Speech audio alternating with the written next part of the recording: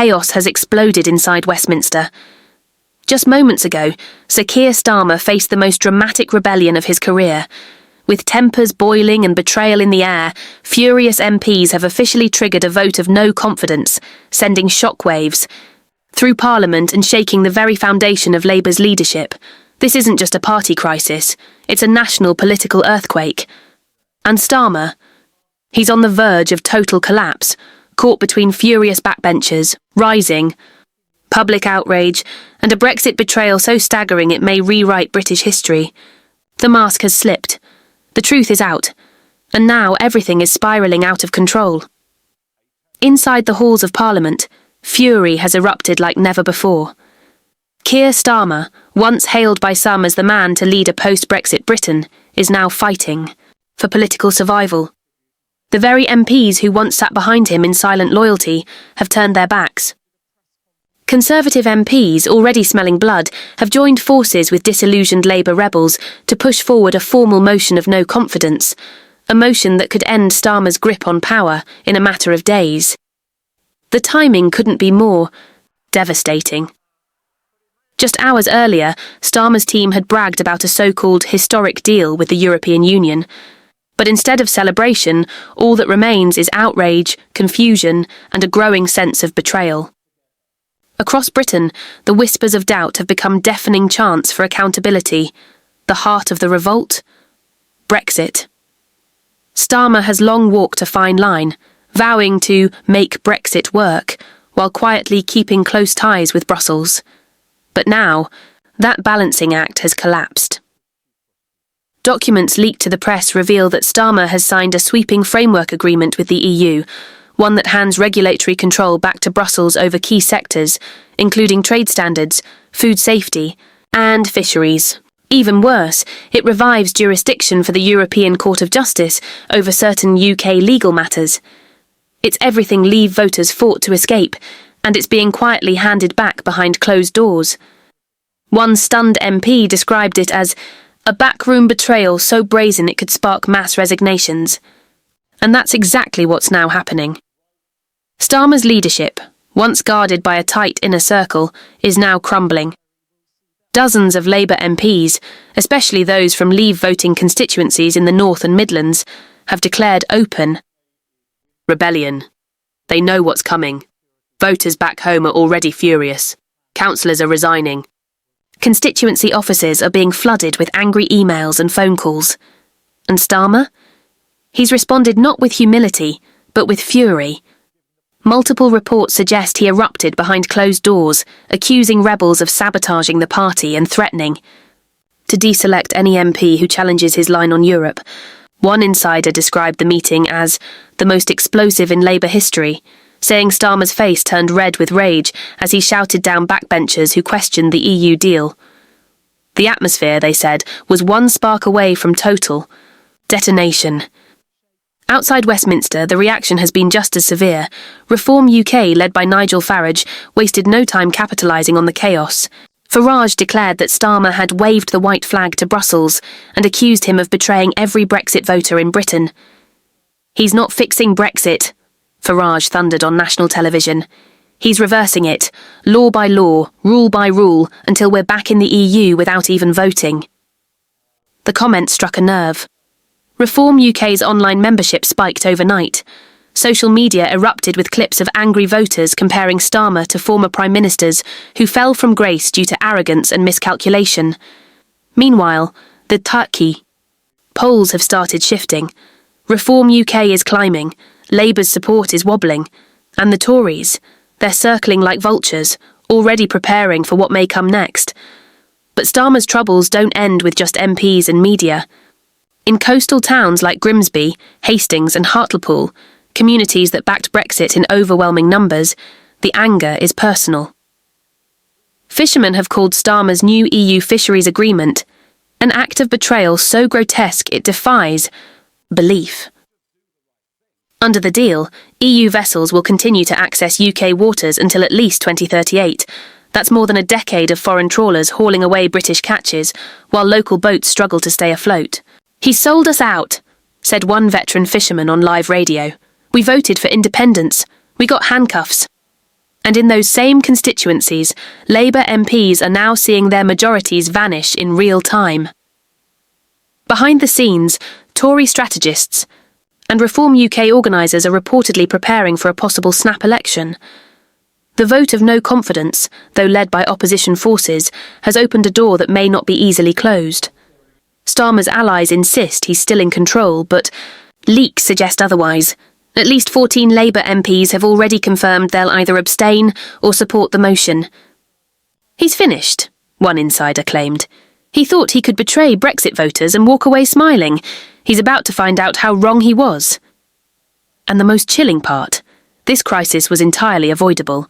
Starmer believed he could quietly lock Britain back into EU alignment without sparking outrage.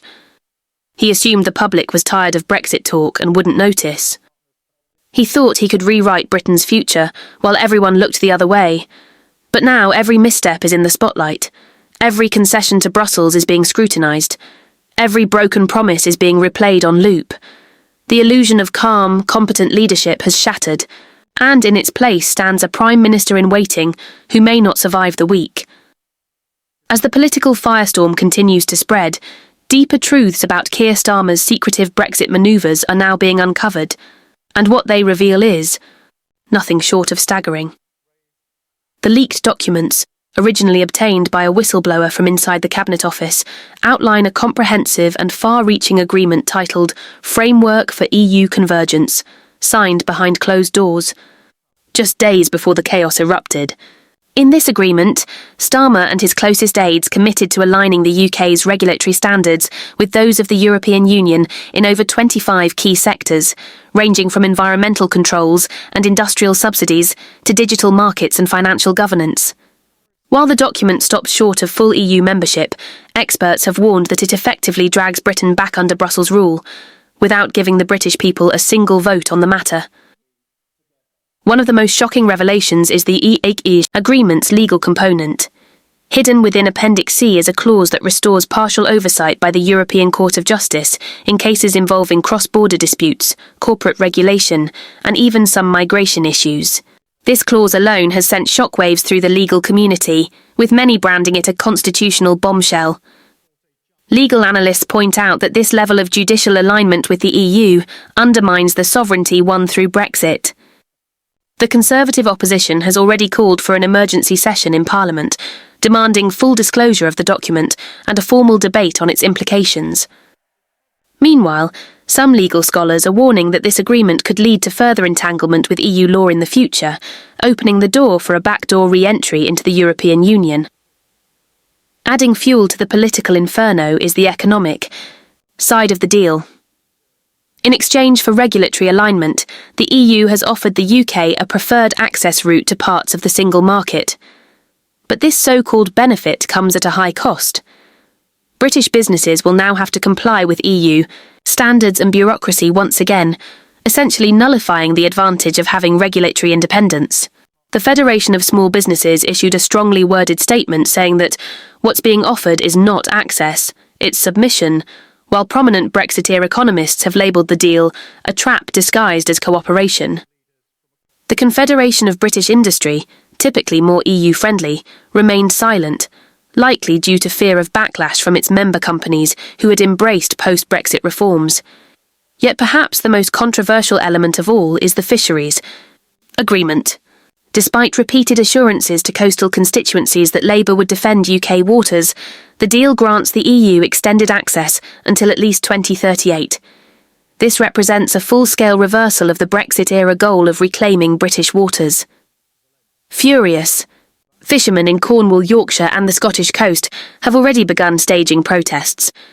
Reports are now emerging of flotillas being planned to block foreign vessels, reminiscent of the direct action tactics used in the early 1980s. Starmer's betrayal of the fishing industry is now seen as emblematic of a broader pattern, saying one thing to voters while quietly doing another in Brussels.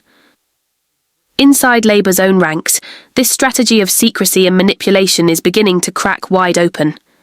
Sources close to the shadow cabinet reveal that several senior Labour figures, including frontbench MPs and regional organisers, were completely unaware of the scope of the EU deal until it was leaked.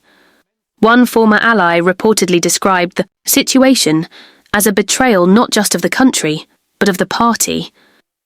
Constituency Labour groups in several key battlegrounds, including red wall seats like Don Valley and Bolsover, have issued public letters demanding an emergency leadership vote.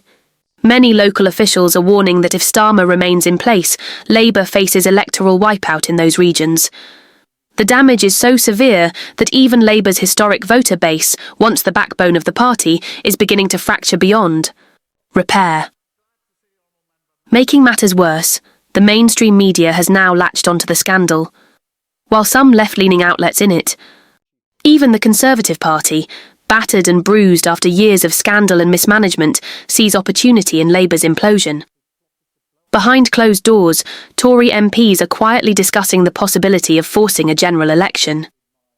With Labour's civil war now out in the open, Rishi Sunak's government believes it could stabilise its position by promising to tear up Starmer's EU deal and restore full Brexit sovereignty. While Sunak himself remains cautious, some backbenchers are openly calling for an election, arguing that the people must decide who speaks for Britain, not bureaucrats in Brussels, and not a Labour leader with no mandate. And at the heart of all this chaos stands Starmer, increasingly isolated and visibly rattled.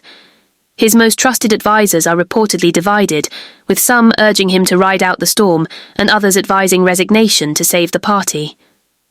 Starmer's public appearances have become rare, and when he does appear he's visibly tense, fumbling over words, lashing out at journalists, and retreating from questions.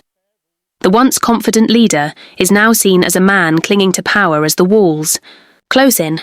The clock is ticking, the no-confidence vote looms, and unless something changes dramatically, Starmer could soon join the long list of British leaders brought down by their own arrogance, and a Brexit betrayal too great to forgive. As the storm surrounding Keir Starmer continues to escalate, a darker layer of the unfolding scandal has begun to emerge, one that hints at covert meetings, foreign influence, and potential breaches of national security. Intelligence sources, typically silent during periods of political controversy, have begun quietly alerting select parliamentary committees about suspicious patterns in Labour's recent communications with foreign diplomats, particularly senior EU officials. According to leaked intelligence memos reviewed by select members of the Foreign Affairs Committee, there have been an unusual number of undisclosed meetings between Labour strategists and European political operatives in Brussels, Berlin and Paris over the last 14 months. These meetings were not recorded in official party documents or parliamentary registers, suggesting a deliberate effort to keep them off the books. The most damning details come from a classified MI5 assessment that allegedly flagged repeated contact between a senior Labour communications advisor and a former EU Commission legal officer with ties to the European Council's Brexit response unit. What's particularly alarming is that these discussions reportedly included drafts of proposed post-Brexit legal frameworks, timelines for soft integration, and even talking points on how to manage the British media. Some security analysts are now questioning whether these communications violated the Logan Act, or at the very least, the Ministerial Code, given that Starmer's team had no democratic mandate to pursue such negotiations. The implications are massive. If proven true, this would mean a major British party colluded with a foreign body to subvert the government's official Brexit position. More troubling still is the recent revelation that two Labour-aligned think tanks, one based in London and another in Brussels, received significant funding from organisations with direct links to European lobbying groups. Documents obtained through Freedom of Information requests show that one of these think tanks received over $750,000 from a policy advisory fund sponsored by multiple EU institutions and chaired by a former Vice President of the European Parliament. The funding was reportedly used to conduct strategic communication studies aimed at reshaping UK public opinion about the benefits of rejoining the single market. Critics have blasted this as an attempt to engineer a political re-entry through propaganda, bypassing the democratic will of the people. Reform UK's Richard Tice went so far as to call it the most serious subversion of national interest since the Iraq dossier scandal. Parallel to these back-channel dealings, Evidence has emerged of secretive roundtable meetings hosted in London townhouses and French chateaux, where Labour's policy advisers allegedly coordinated directly with EU bureaucrats, former diplomats, and high-level business lobbyists. At one such meeting in Geneva, which took place under the guise of an Economic Futures Forum, participants included multiple Labour MPs, former European commissioners, and at least one senior official from the European Central Bank. Attendees were reportedly advised to avoid mobile phones, and all minutes of the meeting were withheld from public release. These cloak-and-dagger tactics have alarmed even centrist members of Parliament, who are now demanding a formal inquiry into the extent of foreign lobbying within UK political parties. Meanwhile, the grassroots fury is boiling over into the streets. Across the country, protests have erupted outside Labour offices, with chants of "We voted Leave" and "Stop the betrayal" echoing from Birmingham to Sunderland. The demonstrations have been largely peaceful, but their intensity is growing by the day. Protesters are accusing Starmer of undermining not only Brexit, but the entire democratic process. In Leeds, protesters covered the Labour Party headquarters in mock EU flags with the word "traitor" painted in red. In London, a mass march is being organised by pro-Brexit groups, aiming to surround Parliament and demand immediate action from the Speaker. Some former Labour voters have even burned their party membership cards on camera, denouncing the party. They once loved as just another globalist cartel. All of this political turbulence is causing serious divisions within Labour. High-ranking MPs are now openly criticising Starmer's leadership. Angela Rayner, who has tried to distance herself from the EU debacle, has reportedly held private meetings with key trade union leaders to assess whether she could challenge Starmer for leadership. Some insiders believe that she is quietly preparing a leadership campaign should the no-confidence motion succeed. Meanwhile, rising star Wes Streeting has also begun distancing himself from the scandal, issuing vague public statements about transparency and democratic trust, while making private calls to Labour donors and local party leaders. The internal cracks are becoming gaping chasms, and senior officials fear the party may not survive intact if Starmer tries to ride out the crisis. Adding to the turmoil is the growing influence of Nigel Farage and Reform UK, who have seized the moment to launch a nationwide Save Brexit campaign. Farage, ever the master of political timing, is holding rallies in key constituencies that Labour narrowly won in the last election. These events are drawing massive crowds, many of whom feel they were lied to by both Labour and the Conservatives. His message is simple but potent. The political class has betrayed you. It's time to take back control, again. His resurgence is not just a media spectacle, it's a real political threat. Polling data shows Reform UK surging in support, overtaking the Lib Dems and eating into both Labour and Conservative bases. A general election, once seen as a guaranteed Labour win, now looks like a volatile battleground where anything could happen. Back in Westminster, the establishment is scrambling to contain the fallout. The Speaker has granted time for an emergency debate on the revelations, and MPs from multiple parties are calling for a special prosecutor to investigate potential breaches of national security. The Intelligence and Security Committee is expected to meet in closed session to review the leaked MI5 documents. Meanwhile, Conservative ministers are urging the Prime Minister to call for an immediate vote of confidence in Parliament, arguing that the current leadership crisis poses a national risk. Whispers are growing louder that even Buckingham Palace is watching the chaos with concern, especially given the geopolitical implications of Britain being pulled back into EU control, under the radar. Keir Starmer, once hailed as the calm successor to Jeremy Corbyn's stormy tenure, now finds himself at the epicentre of the greatest political scandal since Brexit itself. The no-confidence vote is days away, and the walls are closing in.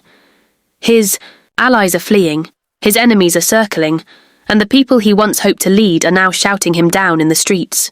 If Section 2 showed us how Starmer's deal was exposed, Section 3 has revealed the sinister machinery behind it, one that spans continents, manipulates the media, and threatens to tear the country apart.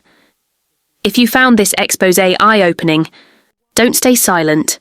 Hit that like button and share this video with everyone who cares about the future of our country.